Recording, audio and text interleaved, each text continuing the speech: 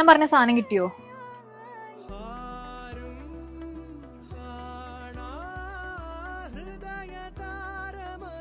അല്ല, കുറെ ചോദിക്കണം വിചാരിക്കുന്നത്. ഇതെന്താ സംഭവം?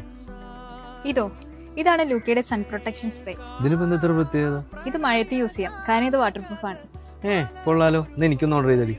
എന്നാ നീ ഒരു കാര്യം ചെയ്യ്, ഇത് ഇവരുടെ ബ്യൂട്ടി ക്രീം ആണ്. ഇതൊരാഴ്ച യൂസ് ചെയ്യ്. Thank you.